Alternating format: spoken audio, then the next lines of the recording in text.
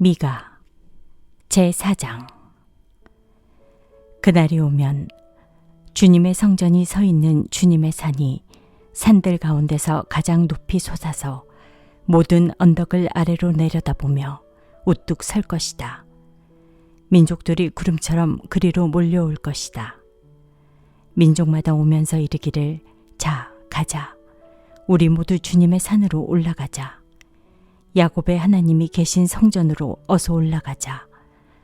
주님께서 우리에게 주님의 길을 가르치실 것이니 주님께서 가르치시는 길을 따르자 할 것이다. 율법이 시온에서 나오며 주님의 말씀이 예루살렘에서 나온다. 주님께서 민족들 사이에 분쟁을 판결하시고 원근 각처에 있는 열강 사이의 갈등을 해결하실 것이니 나라마다 칼을 쳐서 보습을 만들고 창을 쳐서 낫을 만들 것이며 나라와 나라가 칼을 들고 서로를 치지 않을 것이며 다시는 군사 훈련도 하지 않을 것이다. 사람마다 자기 포도나무와 무화과나무 아래 앉아서 평화롭게 살 것이다. 사람마다 아무런 위협을 받지 않으면서 살 것이다. 이것은 만군의 주님께서 약속하신 것이다. 다른 모든 민족은 각기 자기 신들을 섬기고 순종할 것이다. 그러나 우리는 언제까지나 주 우리의 하나님만을 섬기고 그분에게만 순종할 것이다. 나 주가 선언한다. 그날이 오면 비틀거리며 사는 백성을 내가 다시 불러오고 사로잡혀 가서 고생하던 나의 백성을 다시 불러 모으겠다. 그들이 이 영만리 타향에서 비틀거리며 살고 있으나 거기에서 살아남은 백성이 강한 민족이 될 것이다.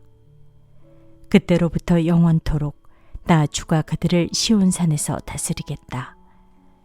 너 양떼의 망대야, 도성 시온의 산아, 너의 이전 통치가 회복되고 도성 예루살렘의 왕권이 내게로 돌아올 것이다. 어찌하여 너는 그렇게 큰 소리로 우느냐? 왕이 없기 때문이냐? 어찌하여 너는 아이를 낳는 여인처럼 진통하느냐? 잠문관들이 죽었기 때문이냐? 도성 시온아, 이제 내가 이 도성을 떠나서 빈들로 가서 살아야 할 것이니 아이를 낳는 여인처럼 몸부림치면서 신음하여라. 너는 바빌론으로 가야 할 것이다. 거기에서 주님께서 너를 건지시고 너의 원수에게서 너를 속량하실 것이다. 그러나 이제 많은 민족이 연합하여 너를 칠 것이다. 그들은 이르기를, 시온은 망해야 한다. 이제 곧 우리는 이 도성이 폐허가 되는 것을 보게 될 것이다 한다. 그러나 그들은 나 주가 마음속으로 무엇을 생각하고 있는지를 알지 못한다. 한꺼번에 같은 방법으로 벌을 주려고 곡식을 타작마당으로 모아서 쌌듯이 그들을 한데 모았다는 것을 미처 깨닫지 못한다. 도성 시온아, 내 원수에게 가서 그들을 쳐라.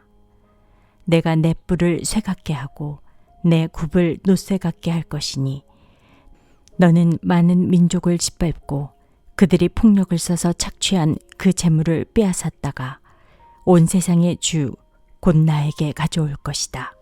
제5장. 군대의 도성아, 군대를 모아라. 우리가 포위되었다. 침략군들이 몽둥이로 이스라엘의 통치자의 뺨을 칠 것이다. 그러나 너 베들레헴 에브라다야, 너는 유다의 여러 족속 가운데서 작은 족속이지만 이스라엘을 다스릴 자가 내게로 나올 것이다. 그의 기원은 아득한 옛날 태초에까지 거슬러 올라간다. 그러므로 주님께서는 해산하는 여인이 아이를 낳을 때까지 당신의 백성을 원수들에게 그대로 맡겨두실 것이다. 그 뒤에 그의 동포, 사로잡혀 가 있던 남은 백성이 이스라엘 자손에게로 돌아올 것이다. 그가 주님께서 주신 능력을 가지고 그의 하나님이신 주님의 이름이 지닌 그 위엄을 의지하고 서서 그의 때를 먹일 것이다. 그러면 그의 위대함이 땅끝까지 이를 것이므로 그들은 안전하게 살아갈 수 있을 것이다. 그리고 그는 그들에게 평화를 가져다 줄 것이다. 아시리아 사람이 우리 땅을 침략하여 우리의 방어망을 뚫고 들어올 때에 우리는 7 목자, 8 장군을 보내서 침략자들과 싸우게 할 것이다. 그들은 칼로 아시리아 땅을 정복하고 뺑칼로 니므롯 땅을 황무지로 만들 것이다. 아시리아의 군대가 우리의 땅을 침략하여 우리의 국경선 너머로 들어올 때에 그가 우리를 아시리아 군대의 손에서 구원하여 낼 것이다. 많은 민족들 사이에 살아남은 야곱 백성은 주님께서 내려주시는 아침 이슬과 같이 될 것이며 푸성기 위에 내리는 비와도 같게 되어서 사람을 의지하거나 인생을 기다리지 않을 것이다. 살아남은 야곱 백성은 여러 민족과 백성 사이에 흩어져서 살 것이며 숲속 짐승들 가운데 서 있는 사자처럼 양떼의 한가운데 서 있는 사자처럼 걸을 때마다 먹이에게 달려들어 밟고 찢을 것이니 그에게서는 아무도 그 짐승을 건져낼 수 없을 것이다. 내가 내 대적 위에 손을 들고 내 원수를 모두 파멸시키기를 바란다. 나 주가 선언한다. 그날이 오면 너희가 가진 군말을 없애버리고 말이 끄는 병거를 부수어버리겠다. 너희 땅에 세운 성곽들을 부수어버리고 요새들은 모두 파괴하여 버리겠다. 너희가 쓰던 마법을 없앨 것이니 너희가 다시는 점을 치지 않을 것이다. 너희가 새긴 우상을 파괴하여 버리고 신성하게 여긴 돌기둥들도 부수어 버려서 다시는 너희가 만든 그런 것들을 너희가 섬기지 못하게 하겠다. 너희 가운데서 아세라 여신상을 모두 뽑아버리고 너희가 사는 성읍들을 파괴하겠다. 나에게 복종하지 않는 모든 민족에게 화가 나는 대로 분노를 참지 않고 보복하겠다. 제6장 주님께서 하시는 말씀을 들어라. 너는 일어나서 산 앞에서 소속 내용을 샅샅이 밝혀라. 산과 언덕이 내 말을 듣게 하여라.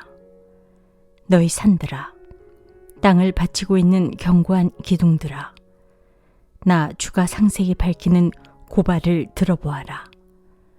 나 주의 고소에 귀를 기울여라. 나 주가 내 백성을 상대하여서 고소를 제기하였다. 내가 내 백성을 고발하고자 한다. 내 백성은 들으라. 내가 너희에게 어떻게 하였느냐? 내가 너희에게 짐이라도 되었다는 말이냐? 어디 나에게 대답해 보아라. 나는 너희를 이집트 땅에서 데리고 나왔다. 나는 너희의 몸값을 치르고서 너희를 종살이하던 집에서 데리고 나왔다.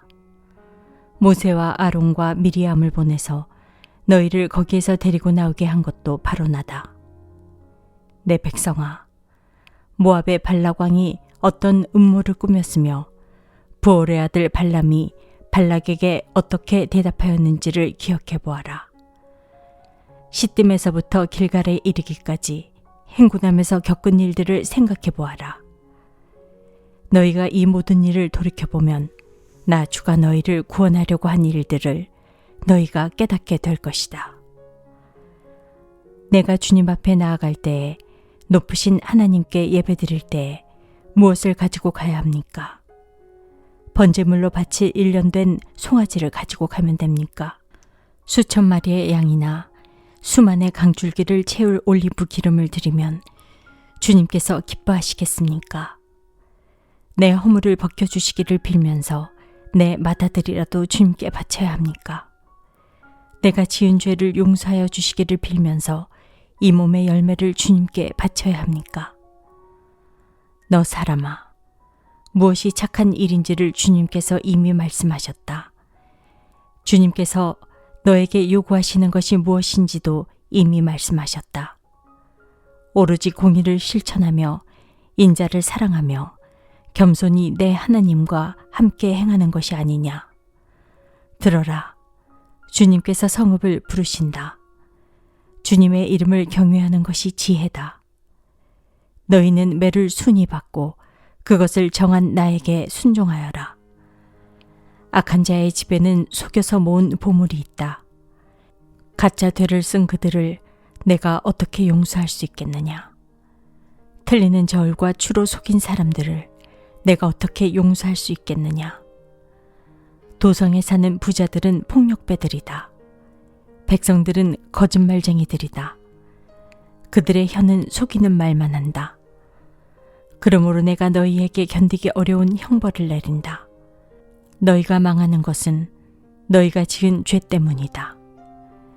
너희는 먹어도 배가 부르지 않을 것이며 먹어도 허기만 질 것이며 너희가 안전하게 감추어 두어도 하나도 남지 않을 것이며 남은 것이 있다 하여도 내가 그것을 칼에 붙일 것이며 너희가 씨를 뿌려도 거두어 들이지 못할 것이며 올리브 열매로 기름을 짜도 그 기름을 몸에 바르지 못할 것이며 포도를 밟아 술을 빚어도 너희가 그것을 마시지 못할 것이다.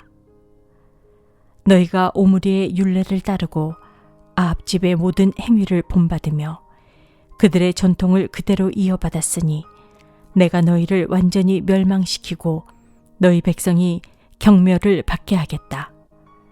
너희가 너희 백성의 치욕을 담당할 것이다. 제7장. 아, 절망이다. 나는 가지만 앙상하게 남은 과일나무와도 같다.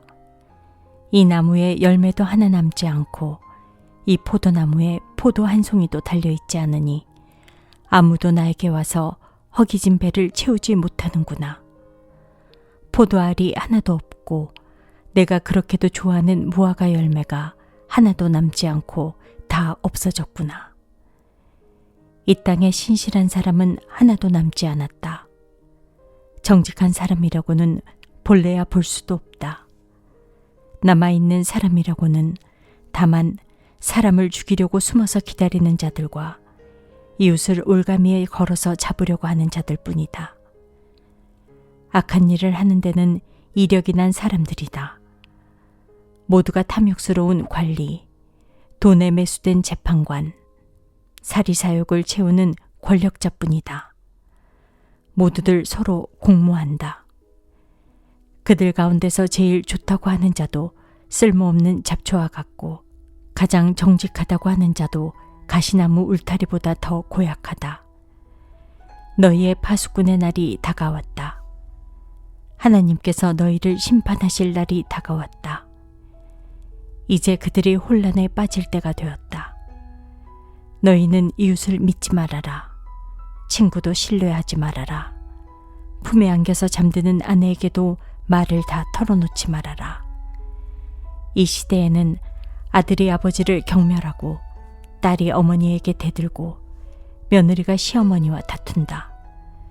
사람의 원수가 곧 자기 집안 사람일 것이다. 그러나 나는 희망을 가지고 주님을 바라본다. 나를 구원하실 하나님을 기다린다. 내 하나님께서 내 간구를 들으신다.